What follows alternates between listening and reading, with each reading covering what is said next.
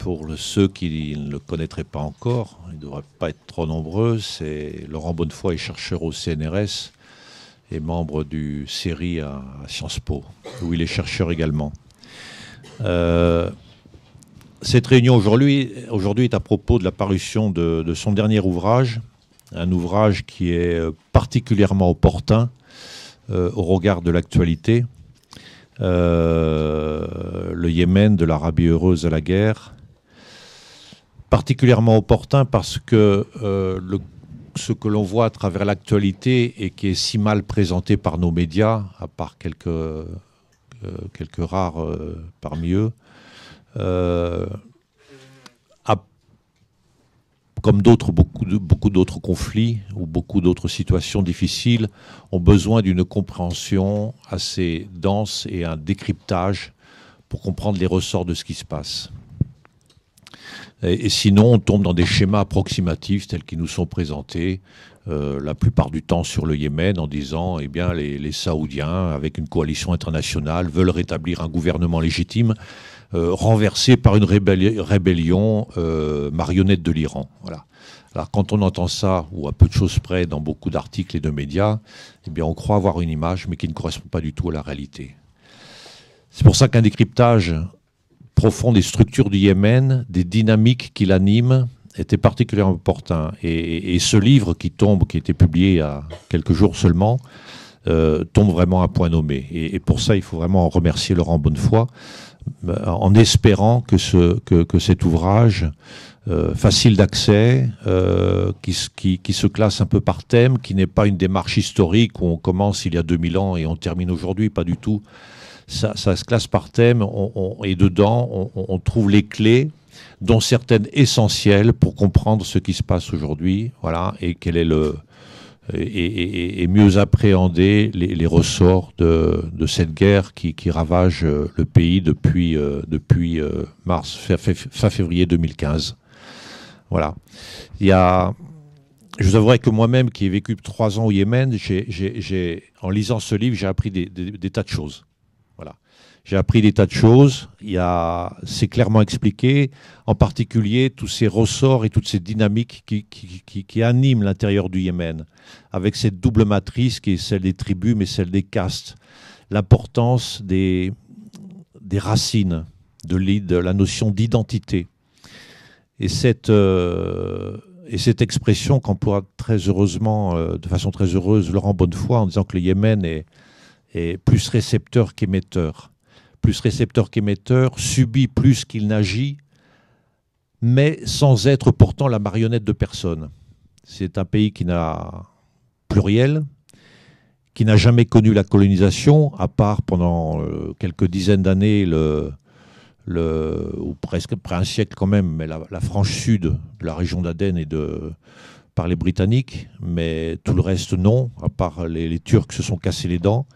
Voilà. Maintenant, sans aller plus loin, je voudrais passer la parole à Laurent qui va vous parler un peu plus longuement de son ouvrage. Je ne vais pas donner plus de mes impressions sur ce livre que j'ai trouvé vraiment excellent.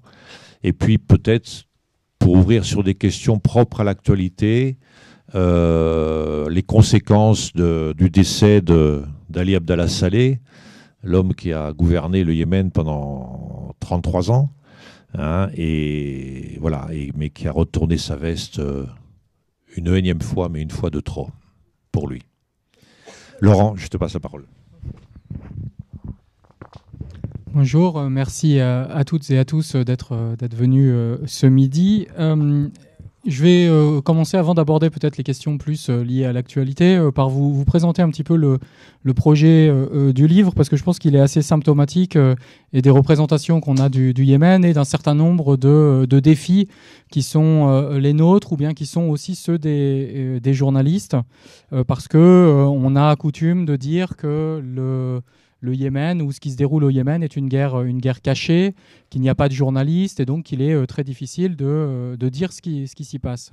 Moi, il me semble qu'au-delà de cette question de guerre cachée ou bien de pays occultés, eh bien, il y a un certain nombre d'enjeux qui sont extrêmement importants et qui concernent notamment les représentations qu'on a de ce pays-là, mais aussi plus généralement de cette région. Tout ça pour dire que d'une certaine manière, quand on veut savoir ce qui s'y passe, eh bien, on peut. Et donc, il y a besoin d'avoir une véritable volonté de la part des citoyens et des citoyennes, mais aussi de nos responsables politiques. Alors, pourquoi cet ouvrage dont le sous-titre très large ici, de l'Arabie heureuse à la guerre, aurait pu aussi être le Yémen et le monde, parce qu'il s'agit en fait d'une exploration des interactions entre le Yémen, conçu comme société, comme État, comme trajectoire historique, et puis le vaste monde. Alors pourquoi c'est lié d'une part au fait que le Yémen a été très largement appréhendé par les chercheurs à travers une grille de lecture qu'on dit interniste, c'est-à-dire qu'on s'est intéressé à ce qui se passait à l'intérieur du Yémen et assez peu au Yémen dans ses interactions, dans les relations internationales. Et donc il y avait, j'ai pensé en commençant à travailler, parce qu'on m'avait proposé initialement de faire une histoire du Yémen, et je me suis dit, une histoire du Yémen par rapport à ce qui existe déjà, particulièrement en anglais c'est vrai, mais même il y a un certain nombre de références en français, eh bien j'avais du mal à mesurer d'une certaine manière la valeur ajoutée que je pouvais apporter, parce qu'il y a des très bons ouvrages qui abordent ces questions-là.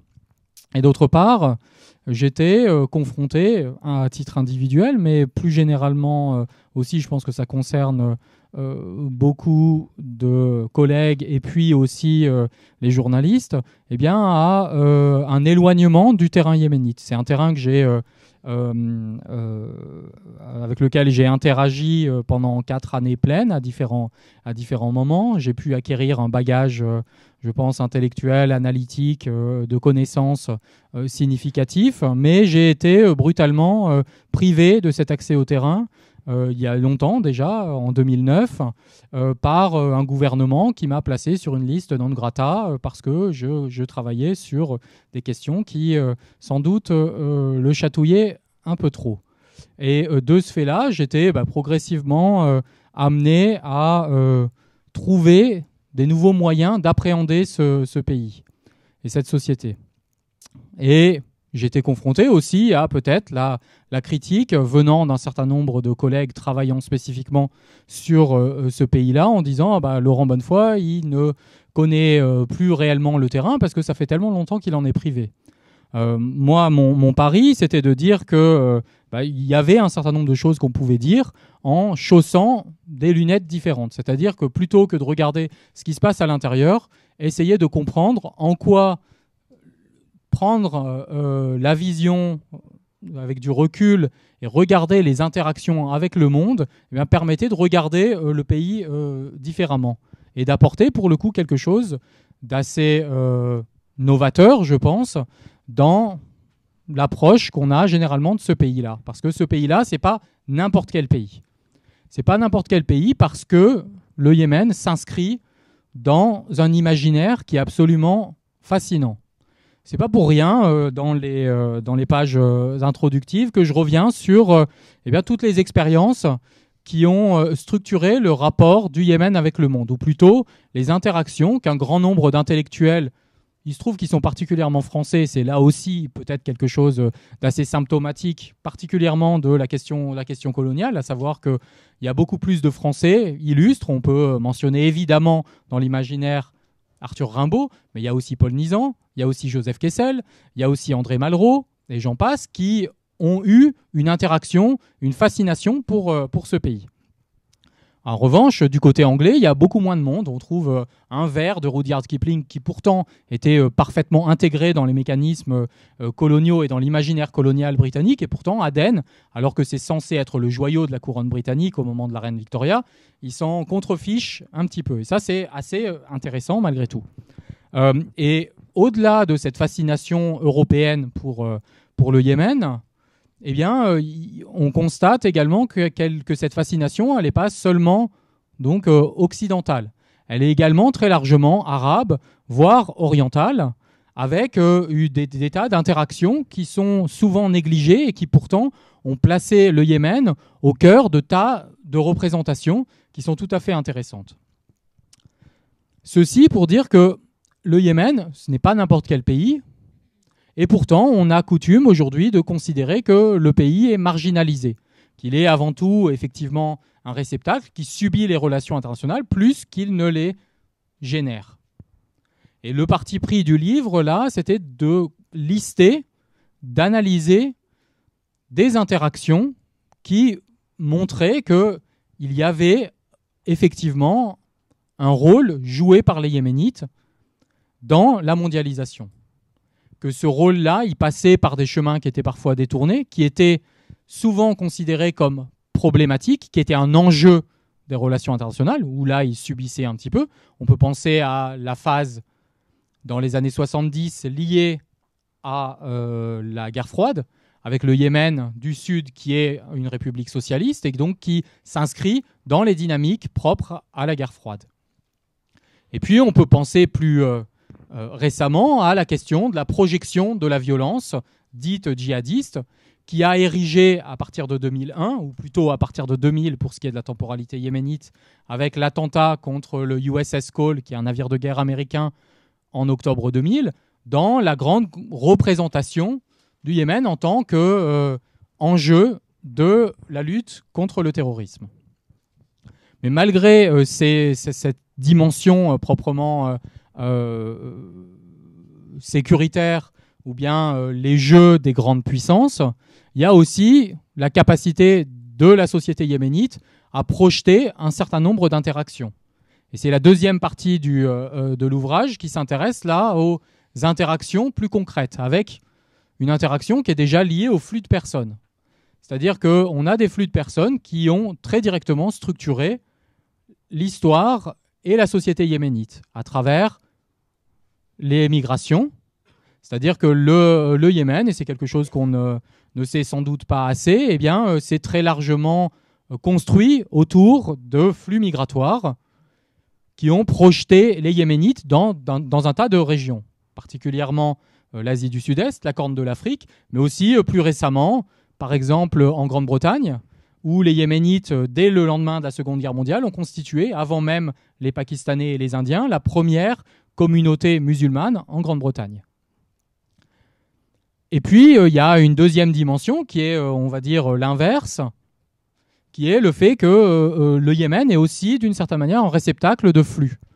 Alors ces flux-là, ils sont sans doute moins significatifs, ou ils apparaissent comme moins significatifs, mais ils sont malgré tout assez symptomatiques. Il y a une vraie réflexion dans la société yéménite sur ce que c'est que d'être purement yéménite. Il y a une obsession pour la généalogie qui est très largement travaillée par l'idée qu'on a eu des flux venus de l'extérieur, qui ont été caractérisés par exemple par l'arrivée des descendants du prophète dès les débuts de l'islam, mais qui produisent une espèce de dynamique, une réflexion, un débat sur ce que c'est qu'être authentiquement yéménite.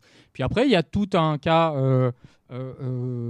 d'une caste qu'on appelle les Ardam, qui sont donc une catégorie spécifique renvoyée à des origines africaines ou parfois même indiennes, tout simplement parce qu'ils ont la peau noire et ils sont au bas de l'échelle sociale des castes traditionnelles yéménites.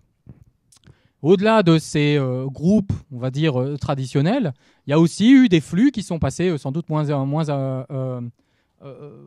sous le radar et sans doute moins structurants, mais qui sont très significatifs aussi de la place qu'occupe le Yémen. Le Yémen s'est, à partir des années 90, projeté comme étant finalement un pays du Golfe et a donc engagé aussi des interactions avec des réservoirs de main-d'œuvre. Alors il y a eu des réservoirs de main-d'œuvre venus de la Corne de l'Afrique, avec des Éthiopiens, des Éthiopiennes particulièrement qui travaillaient.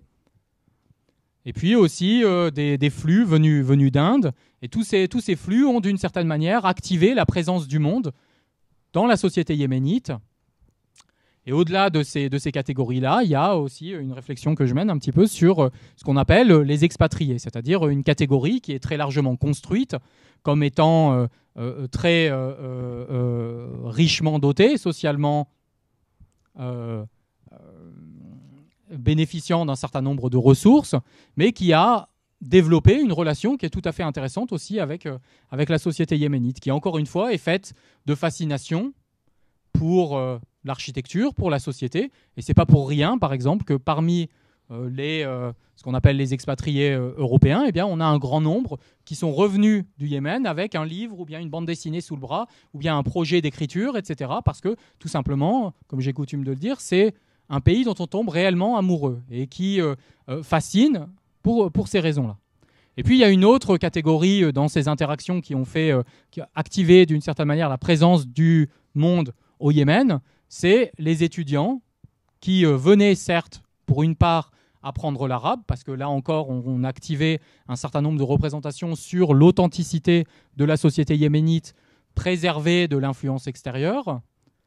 Et puis, parallèlement à ces catégories d'étudiants, des étudiants qui venaient aussi pour étudier dans des instituts religieux, particulièrement des instituts salafis. Et tous ces flux-là, même si sur le plan du nombre, ils sont restés malgré tout assez réduits, eh bien, nous disent quelque chose de la place du Yémen. Et enfin, simplement pour terminer ce portrait d'une société yéménite qui projette aussi un certain nombre de choses et pas seulement des problèmes, eh bien, il y a toute une création artistique que j'aborde dans le livre qui vient très directement montrer qu'aussi les Yéménites, bien que marginaux, prennent une part active, non seulement dans la construction des représentations qu'on peut avoir de leur société, mais également plus généralement par rapport à un certain nombre de dynamiques, de problématiques qui nous concernent aujourd'hui.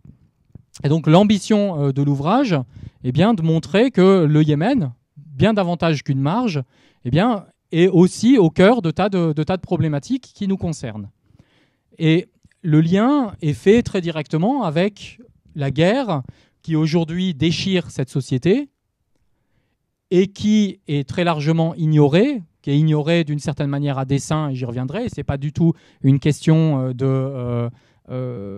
c'est pas l'idée qu'on aurait affaire à une volonté de négliger cette guerre, mais de fait, il y a un certain nombre de mécanismes qui font que cette guerre est écartée du débat public aujourd'hui. Et cette guerre, pourtant, en rapport avec tout ce que j'ai pu vous signaler, eh bien, devrait toutes et tous nous concerner. Elle devrait nous concerner tout simplement parce que le Yémen n'est pas seulement une marge.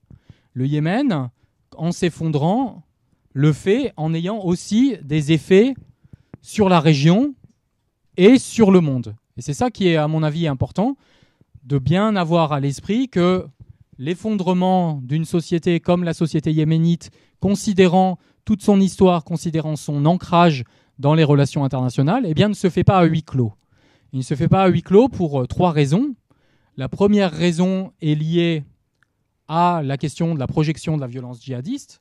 Donc, y compris pour quelqu'un, un esprit extrêmement cynique qui souhaiterait se soucier du Yémen que parce que potentiellement, eh bien, il pourrait nous arriver des bricoles à Paris, eh bien, on devrait pouvoir faire entendre la nécessité de se soucier de cette guerre et de trouver des moyens pour la régler. Tout simplement parce que plus la guerre dure, plus les acteurs djihadistes sont en capacité de s'ancrer dans le territoire, plus ils obtiennent aussi une forme de légitimité et plus ils se trouveront dans les mois et les années à venir en capacité à projeter une forme de violence. Je ne sais pas s'il est nécessaire de rappeler ici que l'attentat contre Charlie Hebdo eh bien, a été revendiqué par Al-Qaïda dans la péninsule arabique. La deuxième raison, il faudrait se soucier du Yémen, y compris quand on est dans une démarche cynique, c'est évidemment la question des réfugiés. Se dire que quand on a une société de 30 millions d'habitants qui est dans une situation d'effondrement, quand bien même on assure un certain nombre de mécanismes qui limitent très directement la capacité à sortir du pays, et c'est le cas aujourd'hui avec les régimes de visa, c'est le cas du fait de la situation géographique du Yémen, qui est d'une certaine manière retranchée dans un coin entouré de mer, eh bien on a de bonnes raisons d'être d'une certaine manière inquiet et de ne pas souhaiter finalement reproduire une crise migratoire comme celle, ou une crise de réfugiés plutôt, comme celle qui a pu toucher la Syrie.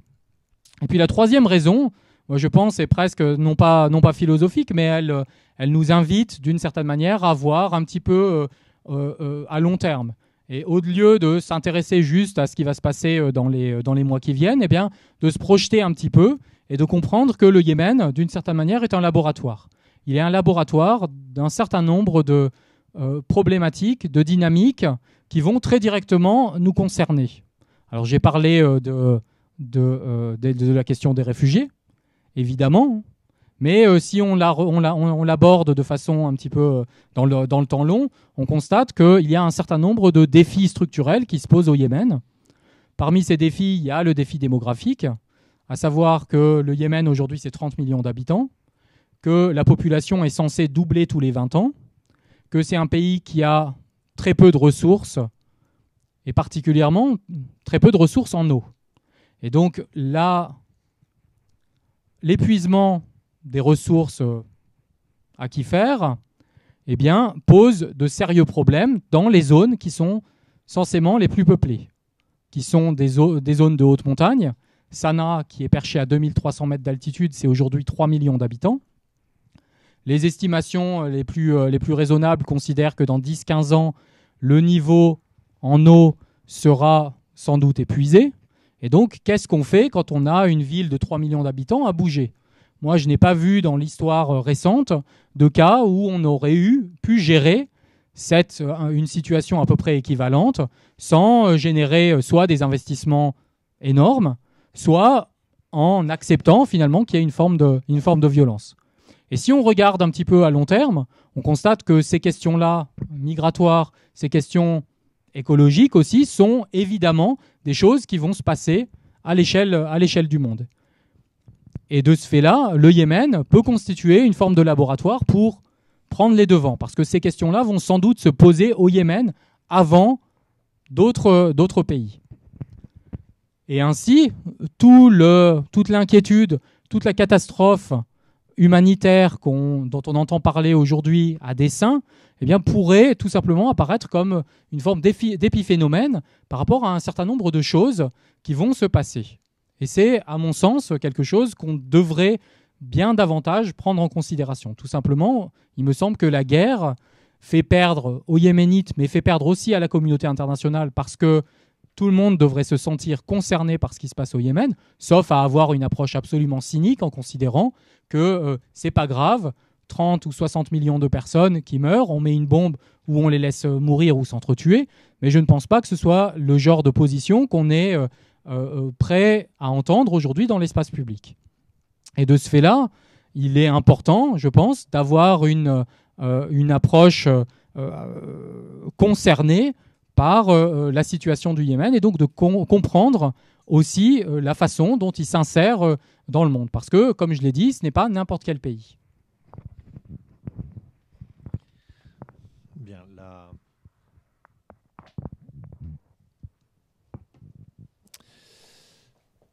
Non, c'est pas n'importe quel pays. Et pour ceux qui ont eu la chance de parcourir l'ensemble des pays de la péninsule, le Yémen surprend. Quand on va de Riyad à Koweït, on voit des différences, mais elles ne sont pas si fantastiques que ça, à moins de rentrer dans les structures de la société. Quand on va de Doha à Abu Dhabi, les différences, finalement, ne semblent pas évidentes. Par contre, quand on va de n'importe lequel de ces pays à Sanaa, alors là, on a l'impression de changer de monde et de changer de planète. Voilà. Et on est par la forme, par le fond, par la structure de la société, etc. Et le Yémen, oui, c'est un pays à part. Première question que j'ai envie de poser, Laurent, et quand tu parlais tout à l'heure des étudiants qui allaient dans les écoles salafistes, je me suis souvenu, il y a 13 ans à peu près, d'un jeune étudiant qui s'appelait Laurent Bonnefoy, et que je voyais venir à l'ambassade et qui me racontait son séjour comme étudiant dans une école salafiste. Enfin bon, mais ça c'était hier. Mais il n'avait pas la barbe, hein, il était comme aujourd'hui, il n'a pas changé. Revenons un peu à une question d'actualité que je trouve importante, dont les éléments essentiels de réponse sont dans ce livre, et une question d'actualité au moins pour les personnes qui sont là, casser certaines images, casser certaines mésinformations ou désinformations qui est souvent véhiculée. Pourrais-tu revenir sur les Houthis, sur la bande Abdelmalik al-Houthi, hein, et sans trop aller, parce que c'est encore là aussi, c'est assez complexe et pluriel, et pour bien comprendre ce qui se passe aujourd'hui, qui n'est pas une guerre par procuration décrétée par l'Iran, mais alors contre l'Arabie Saoudite, absolument pas à l'origine. Pourrais-tu me résumer finalement qui sont ces gens, à quoi ils correspondent, et puis quelles sont leurs motivations? Leurs motivations, en rappelant 2 ou 3 points fondamentaux historiques, et ensuite quelle était l'évolution du phénomène jusqu'à aujourd'hui. Et voilà. Et ça, c'est pour casser certaines mauvaises images qui sont malheureusement, que ce soit dans la presse anglo-saxonne, Iran lied aussi. Alors là, c'est la phrase consacrée dans toute la presse anglo-saxonne avec son homologue française. Voilà. Pourrais-tu apporter un éclairage là-dessus? Alors c'est une vaste question et en même temps effectivement assez brûlante. Alors pour celles et ceux peut-être qui suivent un petit peu moins, et c'est pas leur faire injure que de rappeler un certain nombre d'éléments, effectivement les Houthis ou bien la rébellion houthiste, si on veut utiliser ce terme-là, est aujourd'hui la cible principale de l'attention et des bombardements menée par la coalition emmenée par l'Arabie Saoudite depuis mars 2015. Les houthistes sont aussi ceux qui ont revendiqué l'assassinat d'Ali Abdallah Saleh la semaine dernière. Les houthistes sont un groupe armé qui est né dans les années 1980-90 et qui a pris les armes à partir de 2004 en s'opposant au pouvoir central de Sanaa, emmené à l'époque par Ali Abdallah Saleh, et qui ont été en guerre donc avec l'État central entre 2004 et 2010, dans ce qu'on avait appelé les guerres de Saada. Saada étant la ville la plus septentrionale du pays, non loin de la frontière avec l'Arabie Saoudite. Les houthistes ne sont pas n'importe quel yéménite. Ils appartiennent et ils revendiquent la revalorisation d'une identité spécifiquement yéménite qu'on appelle le zaïdisme. Le zaïdisme est une branche du chiisme qui est distincte historiquement et en termes de pratiques religieuses et de droit. Vous savez que le droit islamique est un des fondements des différences entre les différentes écoles. On appelle les écoles religieuse madhahib, où on traduit souvent école de jurisprudence. C'est-à-dire que le zaïdisme est une branche du chiisme, mais qui est considérée en termes de droit et en termes de pratique comme de fait plus proche du sunnisme ou de la branche sunnite qu'on appelle le chaféisme qui est présent au Yémen que du chiisme duodécimain qui est celui qu'on pratique en Iran ou en Irak. Les Houthis, ou bien les houthistes, sont donc un mouvement qui a veillé à revaloriser une identité qui avait été marginalisée au fil de l'histoire contemporaine du Yémen. Le zaïdisme s'accompagnait d'un régime politique qu'on appelait l'imama. L'imama a régné sur tout ou partie du Yémen pendant 1000 ans. Jusqu'en 1962, où vous avez eu une révolution républicaine qui a mis fin à cet imama et qui a tenté de bouleverser les équilibres sociaux et historiques au Yémen. Parmi ces équilibres sociaux significatifs, il y avait le rôle, la place qu'occupait la catégorie des descendants du prophète. Ceux qu'on appelle dans d'autres pays les Hachémites, ou bien qui souvent au Yémen sont appelés les Sada. La catégorie des Sada avait, dans le contexte, dans le cadre de la jurisprudence et du droit zaïdite, une prétention à occuper le poste de l'imama. C'était le seul réservoir pouvant donner des imams. Cette catégorie-là, avec la Révolution et une guerre civile qui s'en est suivie, une guerre qui a duré de 62 à 70, avec des implications régionales très fortes, particulièrement l'implication de l'Égypte nassérienne, eh bien les Sada les descendants du prophète ont considéré que la révolution les avait d'une certaine marginalisée. Et on a eu tout un processus dans les années 80 et 90 qui a cherché à revaloriser cette identité, notamment contre l'influx d'une identité sunnite qui serait devenue dominante et qui serait manipulée, financée, transformée par l'Arabie saoudite. Et donc le mouvement de renouveau zaïdite a cherché à contester finalement l'emprise de cette nouvelle identité sunnite dominante. Et il l'a fait par plusieurs chemins. Le premier, c'était de considérer qu'il fallait revaloriser concrètement l'apprentissage des fondements du zaïdisme. Et puis la deuxième manière, le deuxième chemin était plus politique et il se concentrait sur la contestation de l'alliance qui était élaborée entre le pouvoir à Sanaa et les États-Unis dans le cadre de la lutte antiterroriste.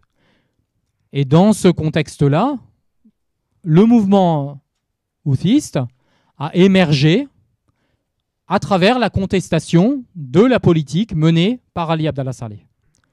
Ça, c'est au début des années 2000. Ça va produire une réaction de la part du gouvernement à Sanaa réprimant les houthistes. Et pendant donc 6 ans, vous allez avoir différentes phases. On a appelé ça les différents rounds ou les différentes guerres de Saada, avec des périodes d'accalmie. Mais grosso modo, 6 années de conflit qui vont, d'une certaine manière, ancrer la rébellion houthiste dans le territoire et vont, d'une certaine manière, aussi la légitimer face à un pouvoir central emmené par Ali Abdallah Saleh qui est contesté. Les houthistes, en 2010, vont, d'une certaine manière, prendre le contrôle effectif de leur territoire autour de Saada. Ils vont accroître leur capacité de contrôle de ces territoires-là à compter de 2011. Vous vous souvenez, en 2011, on a eu ce qu'on a appelé les printemps arabes, avec un soulèvement qui conteste Ali Abdallah Saleh. Ali Abdallah Saleh, retranché dans la capitale, va concentrer ses forces autour de Sanaa et laisser donc le champ libre aux houthistes dans le nord pour asseoir pleinement leur légitimité, contrôler un territoire. Les houthistes, à l'époque, participent au soulèvement. Ali Abdallah Saleh est leur ennemi à l'époque. Et puis, progressivement, parce que la chute de Saleh va induire un certain nombre de mécanismes de rééquilibrage politique à l'intérieur du Yémen, eh bien, il va s'opérer une forme de rapprochement entre Saleh, qui a perdu son poste, et ses anciens ennemis houthistes. Pourquoi ? Parce que le mécanisme de transition va, d'une certaine manière, favoriser les élites du Sud. Encore une fois, vous vous souvenez que vous aviez 2 Yémen jusqu'en 1990, Yémen du Nord, Yémen du Sud.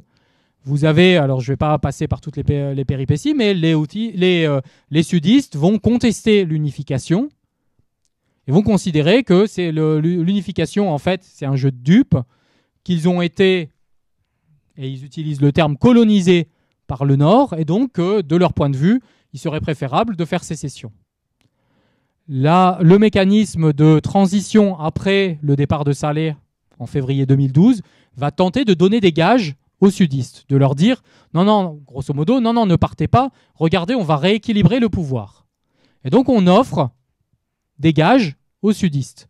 Le président de la transition, qui est le président reconnu encore aujourd'hui comme le président légitime par la communauté internationale, le président Hadi est du Sud, le Premier ministre est du Sud, il y a tout un tas de mécanismes qui font que les élites du Nord, les habitants du Nord, qui sont beaucoup plus nombreux, on est à peu près un rapport de 1 à 3, eh bien, les élites du Nord considèrent que le processus de transition se fait à leurs dépens.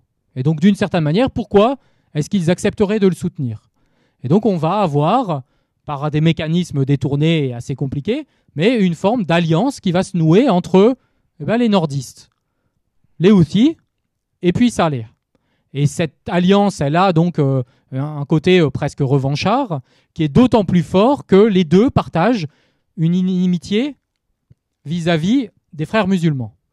Les frères musulmans, j'en ai pas parlé encore, mais c'est un parti qu'on appelle le parti al-Islah, le parti de la réforme, qui a émergé dans le contexte du processus révolutionnaire comme étant la principale alternative. Moi, je dis, c'était le faiseur de roi. Dans la phase de transition, le parti al-Islah n'a pas voulu être en première ligne, mais simplement, il était celui qui a soutenu le président Hadi. Et du point de vue de Saleh et du point de vue des Houthis, il était impensable que cet ennemi, le parti al-Islah, remporte finalement les suffrages. Et donc les deux se sont alliés pour, d'une certaine manière, mettre à mal le processus de transition.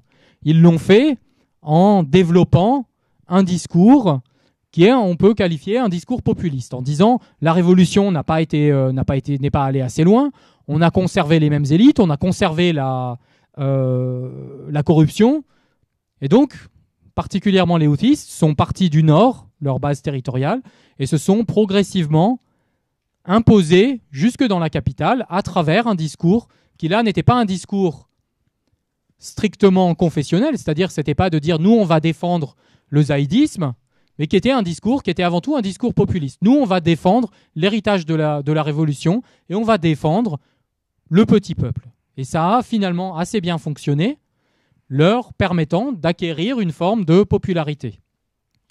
Saleh, derrière, se frottait les mains, et il se frottait les mains parce que, tout simplement, lui-même était resté actif politiquement. Il a été démis de ses fonctions, mais le verre révolutionnaire était seulement à moitié plein. C'est-à-dire qu'au lieu de l'expulser du système politique, eh bien, il est resté actif et donc il a pu continuer à agir en s'alliant avec les Houthis et puis en leur apportant aussi une forme de puissance militaire qui a expliqué qu'ils ont réussi à prendre Sanaa en septembre 2014, à continuer à mettre la pression sur le pouvoir de transition Hadi et ensuite à prendre des territoires jusqu'à descendre vers Aden, donc très loin de leur base populaire qui est une base qui, de fait, en dépit d'un discours populiste, est quasi exclusivement zaïdite. C'est-à-dire que dans les zones où la population est majoritairement zaïdite, c'est-à-dire l'essentiel du Yémen du Nord, eh bien, ils ont d'une certaine manière un appui populaire. On peut le déplorer, il y a évidemment des critiques, mais il y a un appui qui est réel. En revanche, quand ils sortent de ces zones-là, ils ne sont pas légitimes. Ils ne sont pas légitimes politiquement et ils sont à faire face à une forme de contestation. Ce qui s'est passé, c'est que là, dans le contexte de la guerre, pendant longtemps, l'alliance entre Saleh et les Houthis, elle a été soudée par le contexte de guerre. C'est-à-dire que quand vous êtes attaqué par un ennemi extérieur, eh bien, il y a d'une certaine manière une volonté de préserver cette alliance. Et puis, graduellement, il y a eu un certain nombre de tensions parce que les uns et les autres ont d'une certaine manière évolué différemment et ont des intérêts qui sont sans doute, qui sont clairement divergents. Pourquoi est-ce qu'ils ont évolué différemment ? D'une part parce que les Houthis, quand bien même, je l'ai toujours dit, l'Iran n'a pas joué un rôle structurel dans l'émergence de la rébellion houthiste, eh bien, il y a eu un certain nombre d'évolutions internes à la rébellion qui l'a rapproché de l'Iran sur le plan politique et qui aussi sur le plan du dogme, il y a eu un certain nombre d'évolutions. Et donc l'alliance avec l'Iran, même si elle n'est pas structurelle et pas nécessaire pour comprendre pourquoi les houthis ont émergé, eh bien elle joue malgré tout un rôle qui aujourd'hui est important. Et puis pourquoi est-ce qu'ils ont des avis divergents ? Tout simplement parce que Ali Abdallah Saleh, son rôle était certes de se venger, mais aussi de préserver d'une certaine manière la capacité notamment de son fils, mais de son clan en général, d'accéder aux différentes ressources, qu'elles soient économiques, militaires, politiques ou bien symboliques. Et le contexte de guerre lui a d'une certaine manière donné raison, tout simplement parce qu'il y a une carte qui a été maintenue dans la Manche des Émirats arabes unis jusqu'à très récemment, c'est la carte de Ahmed Ali, le fils d'Ali Abdallah Saleh, que alors Ahmed Ali, sans dévoiler trop sa biographie, mais était un dirigeant militaire très important de la garde qui dirigeait la garde républicaine. Il avait été présenté comme étant le successeur vraisemblable de son père, et c'est ce qui, d'une certaine manière, avait produit le soulèvement de 2011. C'est-à-dire que la première réaction de Saleh pour calmer la rue avait été de dire non, on met en place une loi qui empêchera finalement Ahmed Ali de se présenter, tout simplement parce qu'il est militaire et qu'il fallait une période probatoire entre le moment où on quittait l'armée et où on pouvait se faire élire. Ça n'a pas suffi pour calmer la rue. Ahmed Ali est resté actif, a défendu son père pendant toute la phase de mobilisation révolutionnaire. Puis, parce que Ali Abdallah Saleh était resté actif politiquement, eh bien, la volonté du président Hadi, chargé d'assurer la transition, a été de ne pas finalement faire table rase du passé et donc de trouver un certain nombre d'accommodements. Parmi ces accommodements, avec l'ancien régime, on a donné un os à ronger à Ahmed Ali. Et cet os à ronger, ça a été l'ambassade yéménite à Abu Dhabi. Et dans ce contexte-là, Ahmed Ali a pu conserver un certain nombre de ressources politiques. Quand la guerre a commencé, tout le monde se demandait un peu où était Ahmed Ali, parce que la garde républicaine qu'il avait dirigée auparavant eh bien, était très active aux côtés des houthistes. Et puis, on ne savait pas du tout ce que les Émiratis et ce que les Saoudiens allaient faire de Ahmed Ali. Il y avait un certain nombre de personnes qui pensaient que Ahmed Ali était rentré au Yémen, y compris des diplomates français qui étaient persuadés que c'était le cas. Or, il était resté à Abu Dhabi sous le coude des Émiratis qui n'en ont jamais beaucoup parlé, qui prétendaient qu'il était placé sous résidence surveillée, mais malgré tout, il était actif politiquement, il recevait un certain nombre d'acteurs yéménites, mais tout simplement ne faisait aucune déclaration publique. La mort de son père, là, aujourd'hui, l'a amené à sortir du bois et à potentiellement être poussé aujourd'hui par l'Arabie Saoudite pour émerger en tant que nouvelle alternative. Or, d'une certaine manière, cette alternative, elle est problématique parce que Ahmed Ali a un passif au Yémen. Il apparaît comme étant le fils de son père. Et sauf à considérer qu'il y aurait une réelle nostalgie pour l'époque Saleh, ce qui est possible et ce qui parfois émerge dans les réactions qui ont suivi l'assassinat de Ali Abdallah Saleh, eh bien, il n'apparaît pas réellement comme étant potentiellement le sauveur du Yémen. Il n'est pas suffisamment consensuel pour émerger en tant que réelle alternative. Bien, vous avez remarqué que dans toute cette affaire autour de la description des houthistes, dans les 3/4 de l'exposé de Laurent, la référence à l'Iran a duré 45 secondes. Voilà. Et à la fin uniquement. Voilà. Non mais c'est sûr, et c'est effectivement une grande question, parce que c'est une question qui est notamment qui sert de légitimation à l'effort de guerre mené par l'Arabie Saoudite. Et il est vrai que pendant très très longtemps, c'était quelque chose qui apparaissait comme extrêmement exagéré. Et malgré tout, on a perçu, et dans ce que j'ai pu tracer, c'est aussi une forme d'affirmation de la relation avec l'Iran. C'est-à-dire que les houthistes, certes, sont nés de dynamiques locales, mais ils se sont de plus en plus inscrits dans une lecture qui a une vraie dimension géopolitique régionale. De fait, les houthistes s'inscrivent très clairement sur le plan symbolique et sur le plan politique aujourd'hui dans la politique étrangère iranienne. C'est-à-dire que les alliés qu'ils tentent de valoriser, eh bien, sont les mêmes que ceux de l'Iran. C'est-à-dire qu'ils soutiennent le régime de Bachar al-Assad. C'est-à-dire si un certain nombre de représentants vont faire une tournée régionale, ils vont aller voir le Hezbollah, ils vont aller voir le gouvernement à Bagdad, ils vont passer en Syrie, puis ils vont terminer en Iran. Et c'est assez clair. là-dessus. Et il y a des portraits de Bachar el-Assad qui sont placardés par les houthis dans Sanaa. Donc il y a très clairement une identification. Mais ce n'est pas suffisant pour épuiser d'une certaine manière la complexité et les ressorts de la rébellion houthiste.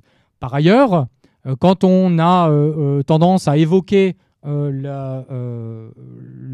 les implications régionales, on va d'une certaine manière renvoyer dos à dos l'Arabie saoudite et l'Iran, en considérant implicitement qu'en fait, l'Arabie saoudite aurait un droit à intervenir dans son voisinage, alors que l'Iran n'aurait pas ce droit. Et puis en renvoyant dos à dos, on considère qu'il y aurait une forme de symétrie. Or cette symétrie, il n'y en a pas. Quand bien même il y a effectivement une implication iranienne, quand bien même l'Iran ne joue en aucune manière un rôle constructif au Yémen, l'implication de l'Arabie saoudite et des Émirats arabes unis apparaît comme autrement plus massive, autrement plus significative que l'implication de l'Iran. Il ne faut pas oublier que c'est l'Arabie saoudite qui aujourd'hui bombarde le Yémen. C'est l'Arabie saoudite qui aujourd'hui impose un blocus qui est très largement responsable, selon l'ONU, selon l'ensemble des ONG internationales, du sort de la population et de la crise terrible humanitaire qui aujourd'hui se déroule et qui inquiète absolument tout le monde parce qu'on est dans une situation de crise qui est qualifiée, à tort ou à raison, on peut en discuter, mais comme étant la plus importante depuis 1945. Bien, nous allons passer la parole à la salle. C'est pour des questions.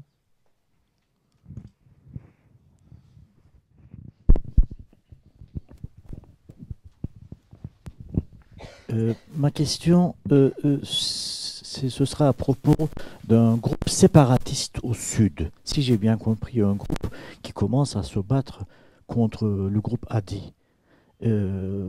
Pourquoi? On va prendre un groupe de deux ou trois questions, s'il vous plaît.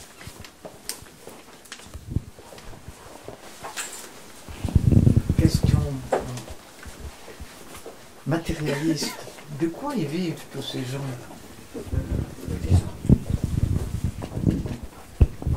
Il y a bien un soubassement, pas uniquement religieux, dans toutes ces oppositions.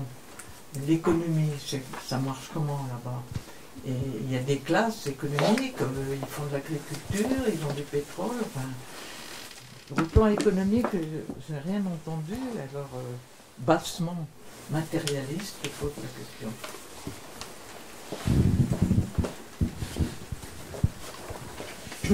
Ma question est d'ignorance et de compréhension. Si je comprends bien, par rapport à la guerre Nasser, à ce moment-là, il y a un renversement idéologique, me semble-t-il, parce que à ce moment-là, on ne parlait pas des houtistes, et il y avait une alliance de l'Arabie saoudite avec les royalistes. Et là, maintenant, il y a un retournement. Cela illustre bien le fait que l'idéologie est-elle au premier plan, au deuxième plan? On s'y perd un peu.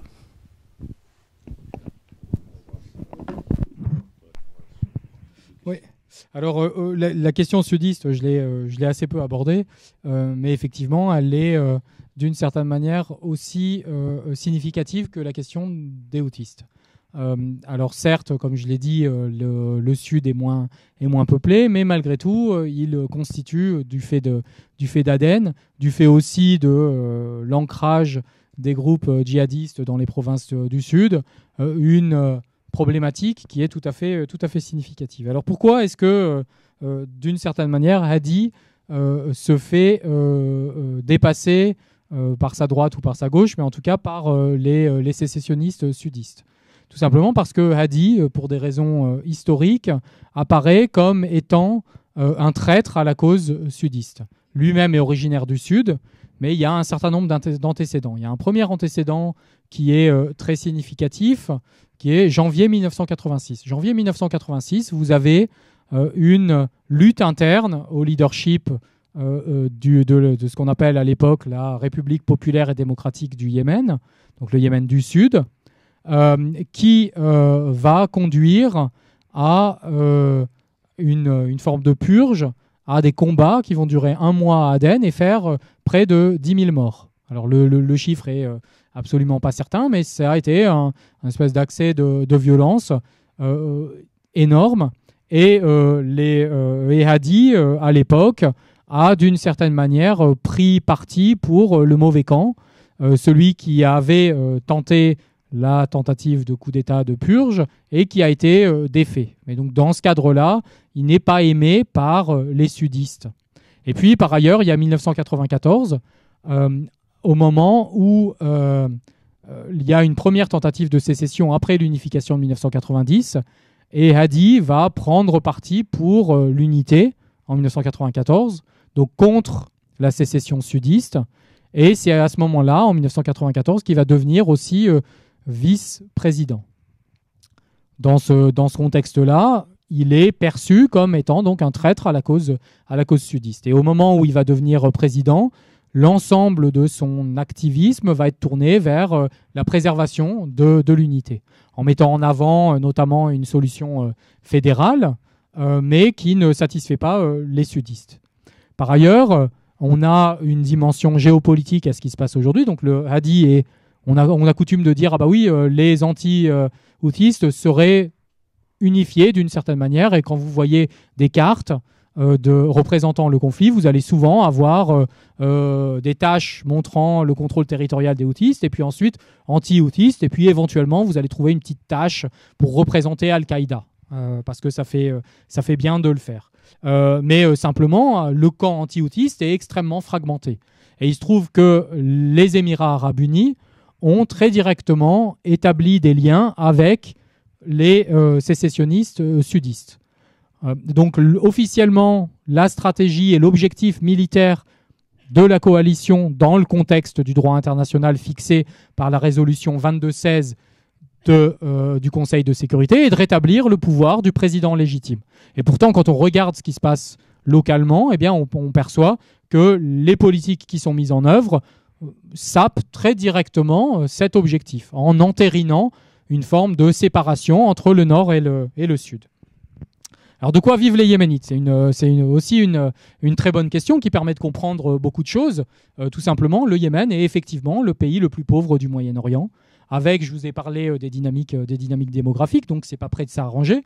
Il y a des ressources pétrolières qui déclinent très rapidement, qui sont peu ou prou remplacées par des gisements gaziers.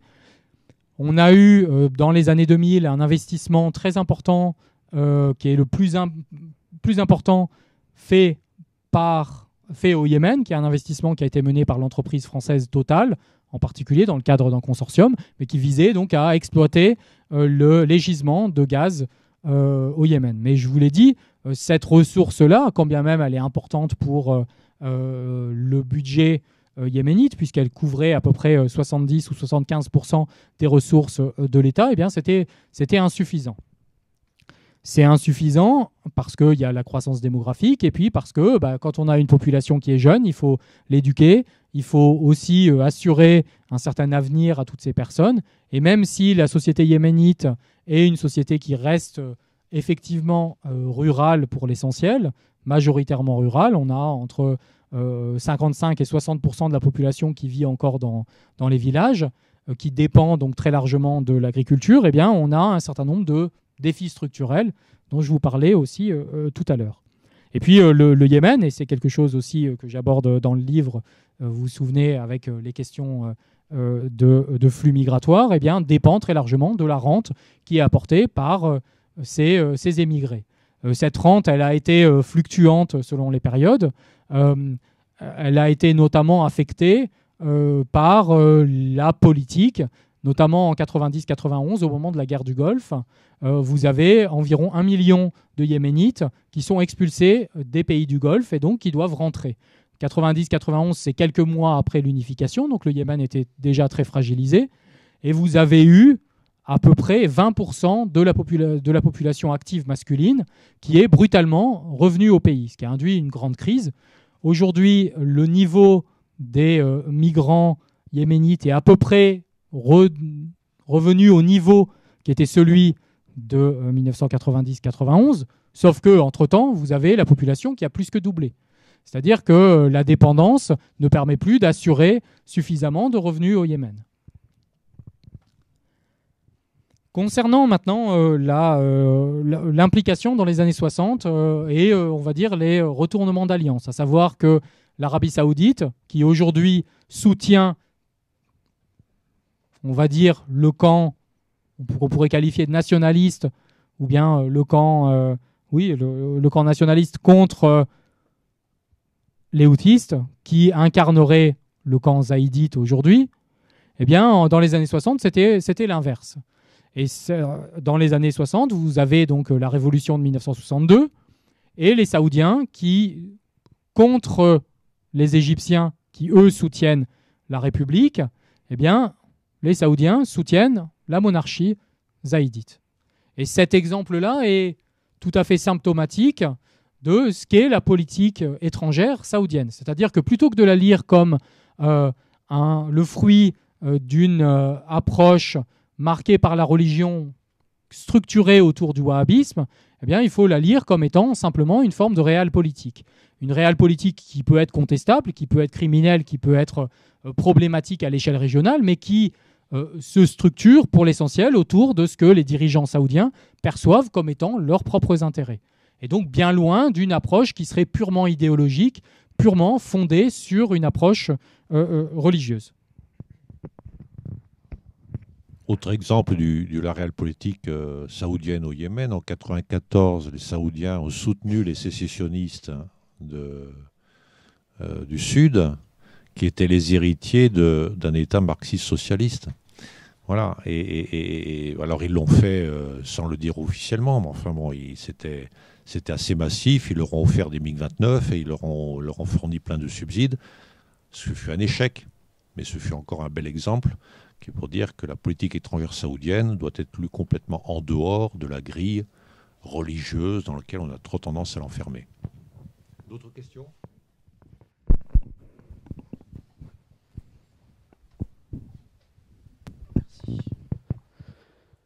Justement, je voulais revenir sur la politique étrangère saoudienne. D'abord, merci pour l'exposé très compact, mais très éclairant en même temps, pour dépasser justement cette vision médiatique des fois.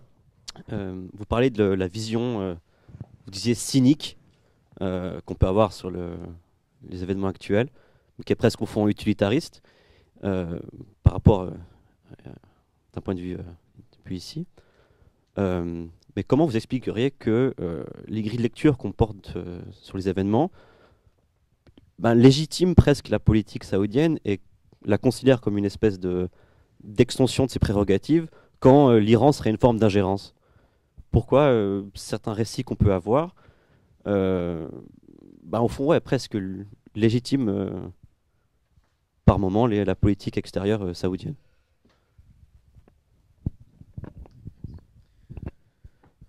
Ma question va peut-être un peu prolonger la précédente. J'ai l'impression, alors c'était peut-être volontaire, que dans votre présentation, on n'a pas vraiment abordé la question de l'enjeu géographique au niveau international que représente le Yémen, et notamment son accès sur le détroit de Bab el-Mandeb et Golfe d'Aden, mer Rouge. C'est un point de passage qui peut peut-être expliquer le fait que la communauté internationale dans son ensemble est prête à laisser agir l'Arabie saoudite pour sécuriser cette zone, et en tout cas pas prête à accepter qu'il y ait un régime non contrôlé ou non contrôlable qui se mette en place sur cette zone-là. Et du coup... on voit bien que l'objectif des Saoudiens depuis le départ, c'est principalement quand même d'assurer un contrôle du territoire par leurs alliés sur les zones littorales. Voilà, ce qui se passe à Sada, ça les intéresse quand ça s'approche de leurs frontières, mais sinon, c'est pas l'enjeu majeur, je crois. Et donc, aujourd'hui, par rapport à l'actualité, comment est-ce que vous voyez les choses, et est-ce que vous pensez que la rupture de l'alliance entre les Houthis et Saleh pourra éventuellement avoir un impact direct rapide sur ce qui se passe à Hodeidah notamment, sur toute la côte en fait, la côte de la mer Rouge. Et est-ce que ça pourra, est-ce que ça risque d'accélérer un petit peu les choses d'un point de vue militaire, sachant que, encore une fois, que l'objectif saoudien est principalement là. On voit bien qu'effectivement dans la coalition, il y a l'air d'avoir des objectifs qui sont assez divers, hein, notamment entre les Saoudiens et les Émiratis. Mais voilà, je parle de ça parce que j'ai l'impression qu'il y a beaucoup d'enjeux qui sont liés à ce rapport à la mer Rouge et au détroit de Bab el-Mandeb. Les principaux engagés dans la coalition, hormis Émirats Arabes Unis, c'est quand même... alors en termes de troupes, c'est les Soudanais par exemple. Les Émirats ont interviennent beaucoup depuis leur base en Érythrée. L'Égypte est engagée aussi parce qu'ils ne peuvent pas se permettre d'avoir une baisse du trafic sur Suez. Donc en termes d'enjeux internationaux, cette zone-là est particulièrement importante et j'aimerais bien avoir votre avis sur la façon dont ça impacte un petit peu les jeux politiques en interne.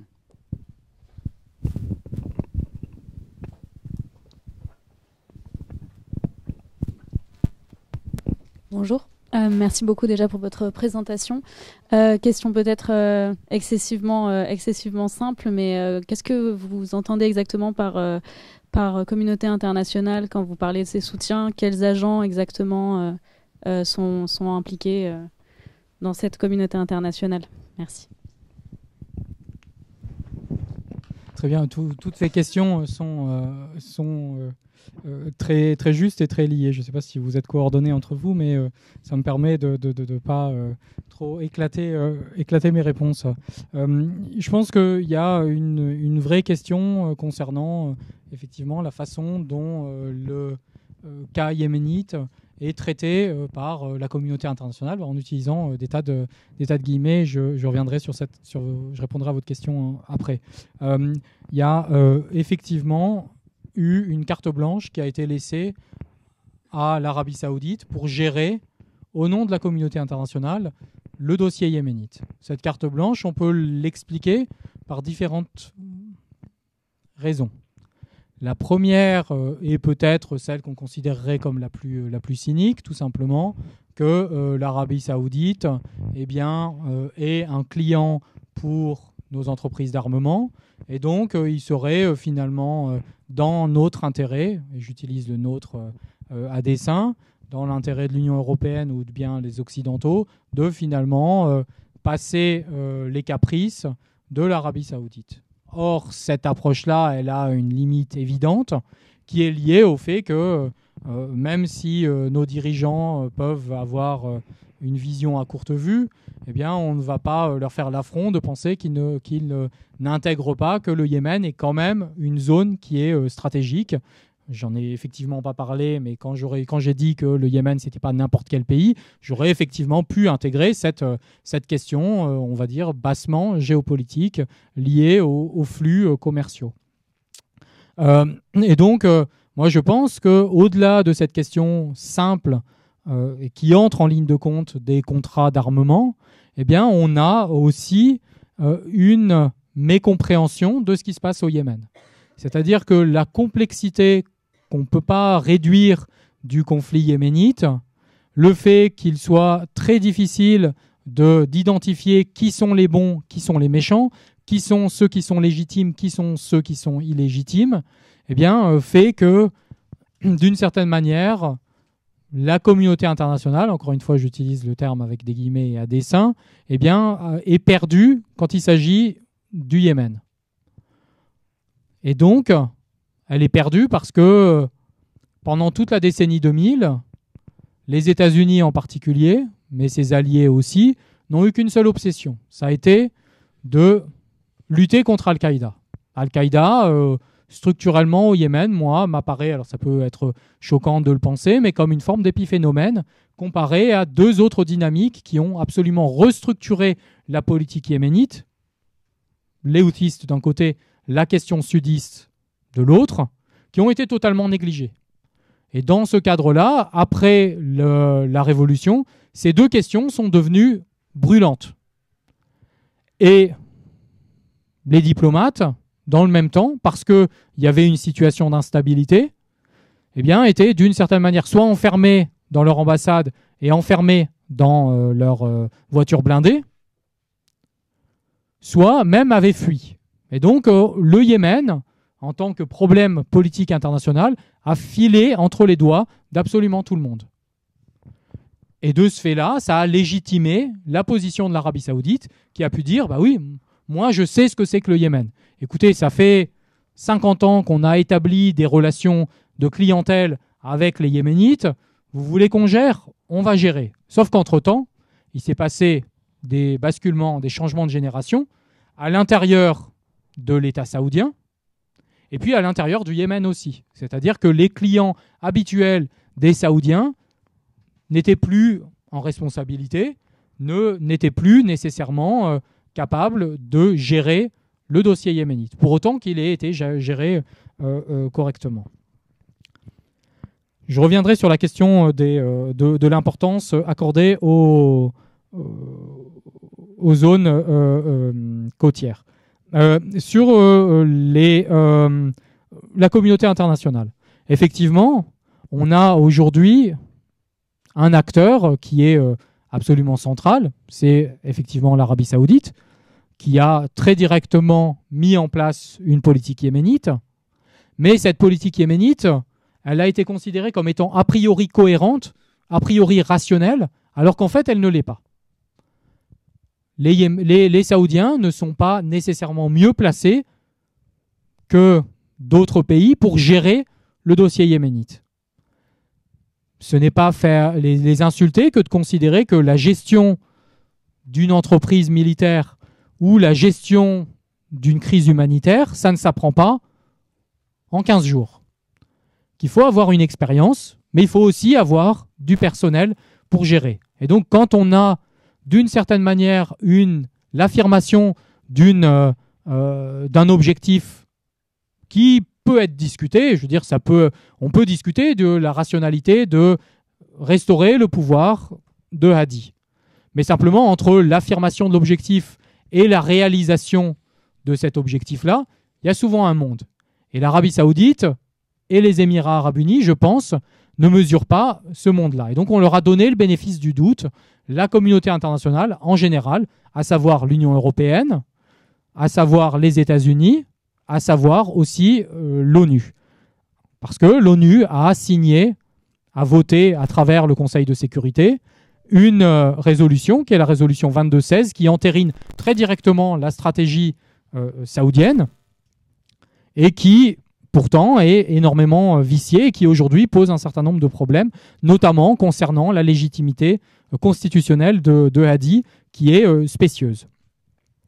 Maintenant, si on veut parler plus généralement de ce que c'est que la communauté internationale, on n'a pas seulement les États, évidemment, on a aussi un certain nombre d'ONG qui sont très directement impliquées, qui là développent un discours qui est souvent catastrophiste, qui est très alarmiste, à dessein sans doute, parce qu'on ne sait pas combien de temps la société yéménite va être capable de résister à un effondrement total de ses structures sanitaires, économiques, etc. C'est-à-dire que dès le début du conflit, on a eu un discours venant des ONG affirmant qu'on était en situation de pré-famine, qu'il y avait 80 ou 70% de la population qui avait un besoin urgent d'aide humanitaire.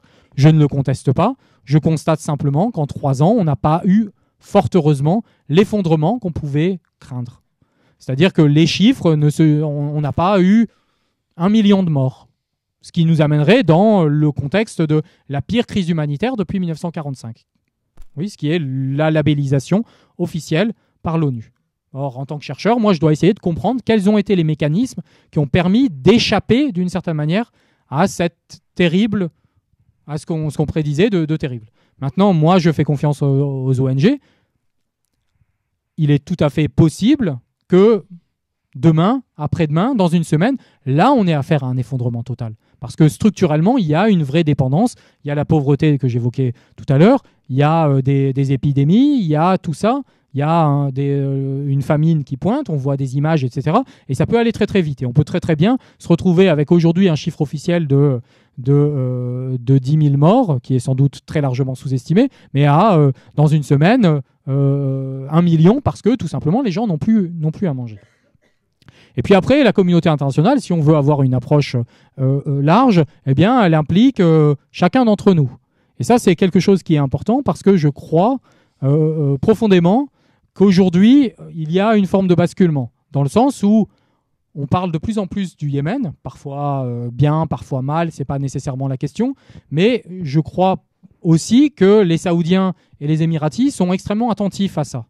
Et ils dépensent, on le sait, des dizaines de millions ou des centaines de millions d'euros pour assurer d'une certaine manière leur image dans les médias. On a vu un certain nombre de succès à travers notamment, je ne sais pas si l'entreprise de charme menée par Mohammed Ben Salman, le prince héritier, qui tente de se présenter comme étant un grand réformateur, autorisant les femmes à conduire, autorisant le cinéma, autorisant des concerts où les hommes et les femmes sont capables d'être mélangés. Ah oui, certes, peut-être que c'est effectivement quelque chose de positif, mais simplement, ça cache un certain nombre de durcissements politiques, une répression, et ça cache aussi la guerre. Et c'est aujourd'hui, je pense, notre rôle, le rôle des médias, de montrer que non, on n'est pas dupe et on doit aussi parler de ce qui se passe au Yémen. Et parler de ce qui se passe au Yémen, c'est avant tout considérer que, certes, c'est une guerre qui est complexe, mais en même temps, aujourd'hui, il y a une forme de grille de lecture qui est assez simpliste, qu'on peut avoir et qui n'est pas entièrement fausse. De considérer que la priorité, aujourd'hui, pour les Yéménites et pour trouver une solution politique, c'est d'arrêter les bombardements, de lever le blocus. Et ça, qu'on le répète, que nos dirigeants commencent à l'intégrer, c'est quelque chose qui est extrêmement important. Parce que tout simplement, il n'y a pas de solution militaire. Et ça me permet de revenir à votre cas. Certes, le basculement de la fin de l'alliance entre les houthistes et puis Saleh produit mécaniquement une forme d'affaiblissement des houthistes. Parce que, je l'ai dit dans mon propos, c'est grâce à l'alliance qui a pu se nouer entre les houthistes et le clan Saleh que les houthistes ont pu acquérir une forme de pouvoir ou de capacité militaire. Et donc, mécaniquement, ils se sont trouvés d'une certaine manière affaiblis. Et par ce fait-là, eh bien, on a vu depuis quelques jours, eh bien, effectivement, des avancées militaires de la coalition, notamment sur la côte. Moi, je ne serais pas surpris, par exemple, que Hodeïda, qui est un verrou depuis plus d'un an, on entend que la coalition avait pour projet, il y a un an, de bombarder Hodeïda, parce que Hodeïda est le principal port d'approvisionnement pour les houthistes. Et les Saoudiens accusent Hodeïda d'être finalement l'entrée des armes utilisées par les houthistes. Moi, je ne serais pas surpris que Hodeïda tombe. Mais je ne pense pas que structurellement, ça change quelque chose. Sauf pour les civils yéménites qui ont besoin de l'entrée de l'aide humanitaire, ont besoin de l'entrée des denrées commerciales aussi. Et c'est quelque chose d'important. Quand on dit qu'il faut lever le blocus, mais le blocus, ce n'est pas seulement laisser des ONG travailler, parce que des ONG ne vont pas être suffisantes pour nourrir 30 millions de personnes. Il faut laisser le commerce se faire. Il faut laisser l'économie reprendre le dessus. Fin de la parenthèse. Mais simplement, la libération de Hodeïda ne signifie pas qu'il perdrait forcément ou qu'il s'effondrerait dans la capitale. Et dans ce cadre-là, si on a aujourd'hui des verrous qui sautent, ça peut être aussi un encouragement à donner à la coalition de continuer finalement à appuyer et donc d'amener très directement des combats dans la capitale. On ne le souhaite pas parce que Sanaa, comme le disait Philippe, est un joyau, mais aussi on ne le souhaite pas parce que des combats dans la capitale, ça veut dire un effondrement total de l'économie et ça veut dire aussi beaucoup de morts. Maintenant, moi je ne suis pas persuadé qu'il y ait réellement une lecture géopolitique de la part des Saoudiens et de la part de l'Union européenne et de la part des Égyptiens du rôle que joue le Yémen. Sinon, et notamment dans les trafics. Sinon, je pense qu'une politique tout autre serait développée. Une politique qui tenterait, d'une certaine manière, de conduire, de favoriser le développement du Yémen. Or, aujourd'hui, on a, et je n'y vois pas une espèce de conspiration contre le Yémen, même s'il y a un certain nombre d'enjeux qui sont proprement liés aux représentations et au mépris que les Saoudiens peuvent avoir vis-à-vis des Yéménites, mais je pense qu'on est avant tout face à une politique qui est extrêmement brouillonne. C'est-à-dire que, encore une fois, on a pris pour argent comptant le fait que les Saoudiens avaient une politique ou que les Émiratis savaient ce qu'ils faisaient. Or, moi, je suis persuadé qu'ils ne savent pas ce qu'ils font et qu'ils font donc des choses qui sont absolument contraires avec leurs propres intérêts, mais également contraires avec ce qu'eux affichent comme étant leurs propres objectifs. Avant de laisser la place aux dernières questions, juste rapporter un chiffre. Quand Laurent parlait des bombardements, depuis le début de la campagne aérienne lancée par les Saoudiens, il y a eu autant, même légèrement davantage, parce que j'ai fait les calculs, légèrement davantage de raids de bombardement menés par la coalition saoudienne au Yémen que ce qui a été fait par la coalition américaine depuis août 2014, c'est-à-dire pour une période un peu plus longue, en Irak ou en Syrie. Voilà. Et ça donne une idée à peu près de l'importance de cette campagne aérienne saoudienne sur le Yémen et des dégâts provoqués. Et ça donne aussi une idée du coût. Et là, je le dis à dessein, parce que même si on a des estimations qui sont des fourchettes du coût annuel pour l'Arabie Saoudite qui vont de 15 milliards à 70 milliards, je ne suis pas du tout spécialiste. Mais simplement, on peut imaginer que sur 3 ans, même si on considère que plutôt une fourchette assez basse, que ça a coûté 100 milliards, si on avait simplement dit aux Saoudiens, écoutez, vous voyez, vous avez le Yémen, plutôt que de le considérer comme un risque, considérez-le comme une opportunité, investissez dans ce pays, quitte à mettre en place des mécanismes de corruption, quitte à mettre en place des choses qui sont du néocolonialisme, etc. Mais investissez. Le Yémen, pour vous, c'est un marché. Le Yémen, pour vous, c'est un réservoir de main-d'œuvre. Le Yémen, pour vous, en plus, vous avez envie de diversifier votre économie. Eh bien, chiche, allons-y. Vous avez un partenaire potentiel. Vous allez pouvoir exploiter sa main-d'œuvre si vous voulez. Vous pouvez même faire des projets qui sont à fond perdu.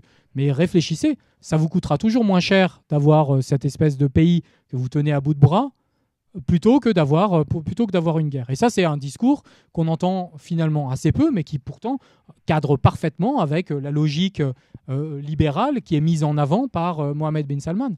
Et ça, c'est quelque chose qu'on aimerait, d'une certaine manière, qu'on aimerait lire dans la presse, qu'on aimerait voir aussi affirmer à la face des Saoudiens, parce que c'est réellement dans leur intérêt. Et le Yémen, c'est pas seulement une menace, c'est aussi, d'une certaine manière, une opportunité. C'est pour ça que je dis que c'est un laboratoire.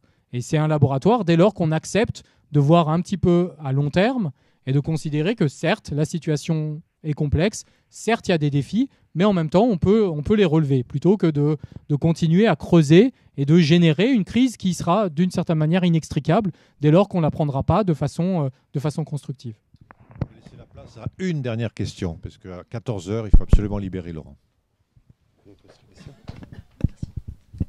Une dernière question du coup, mais large, désolé. Vous avez évoqué effectivement une double grille de lecture, donc la grille de lecture tribale qu'on voit effectivement relativement régulièrement dans les médias, mais aussi une grille de lecture de classe, de caste. Et là, pour le coup, j'avoue que je n'y connais pas grand-chose. Est-ce que vous pourriez présenter en quelques mots les castes J'ai évoqué, vous vous souvenez, dans mon propos, quand j'ai parlé des autistes, j'ai parlé de la catégorie des descendants du prophète. C'est-à-dire que une des spécificités de la société yéménite, c'est finalement la vivacité d'une hiérarchisation sociale qui est fondée notamment sur les origines. J'ai également dit qu'il y avait une forme d'obsession, un intérêt très particulier porté à la question des généalogies. La généalogie, elle s'appuie sur le tribalisme.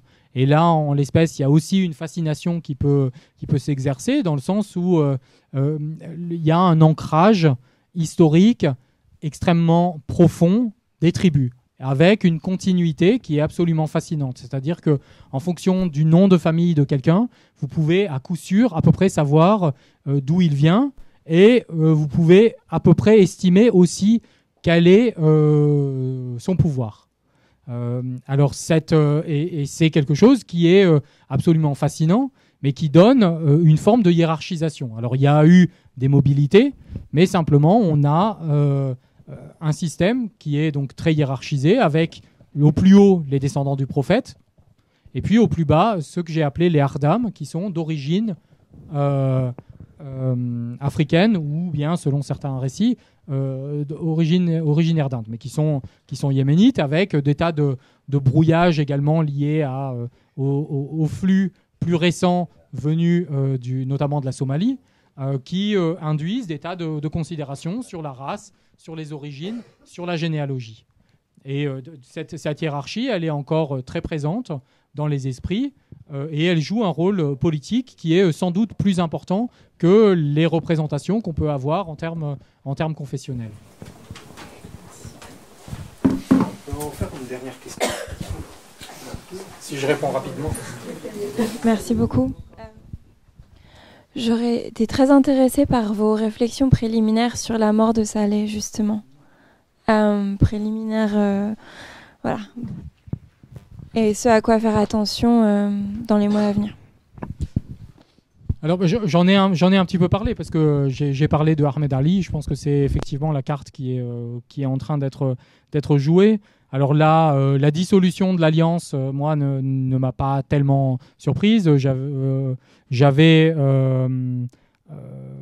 publié en septembre dernier, au moment où on parlait déjà de la dissolution, d'un article chez Orient 21 qui s'appelait fin de partie remise pour Ali Abdallah Saleh, parce que je pensais qu'il y avait encore un certain nombre de ressources, mais pour expliquer pourquoi ça tenait. Or, manifestement, ce qui a sauté là, c'est que simplement l'Arabie Saoudite a dû fournir à Ali Abdallah Saleh un certain nombre de garanties concernant son rôle futur ou le rôle de son fils. Là où Ali Abdallah Saleh a mal joué, c'est qu'il a d'une certaine manière mésestimé, mais sans doute tout le monde, mésestimé la capacité de résistance des Houthis. Et ce qui signale très directement que finalement la rébellion a un ancrage politique réel dans les Hautes-Terres et autour de Sanaa. Il est très difficile de savoir ce qui va se produire aujourd'hui. Simplement, j'ai évoqué la question de la chute potentielle d'un certain nombre de points ou d'endroits qui sont aujourd'hui tenus par les rébellions, mais qui sont marginales dans le bassin naturel des Houthis. Parce que les Houthis s'appuient très directement sur l'identité zaïdite. Et c'est donc dans des coins où il y a peu de zaïdites, eh bien, il y a peu de raisons qu'ils puissent tenir. Ces victoires militaires possibles aux marges du berceau du zaïdisme n'impliquent pas qu'il y aurait un effondrement des Houthis. Et je pense que c'est ça qui est important, c'est que il faut intégrer le fait que la rébellion est solidement ancrée dans un grand nombre de territoires. Et donc on ne peut pas considérer aujourd'hui que c'est en tapant plus qu'on va y arriver. On y arrivera dans certains coins, mais on n'y arrivera pas dans le cœur du pouvoir. Et puis aussi, et c'est quelque chose qu'il est important de garder à l'esprit, je pense, c'est que l'alliance qui va se nouer entre certains nostalgiques de Saleh et puis la coalition se fonde aussi sur une forme de lecture qui est assez partielle, ou bien un certain nombre de non-dits. Tout simplement, quand on a eu une situation de guerre aussi longue, eh bien, il est difficile de faire absolument table rase, parce qu'on a des inimitiés qui sont très directement ancrées et qui sont marquées dans les chairs aujourd'hui, et qui font que ça se réglera pas aussi facilement, je crois. Bien, il ne nous reste plus qu'à remercier Laurent Bonnefoy. Et bien sûr, je vous engage, pour ceux qui n'ont pas lu, à acquérir ce livre.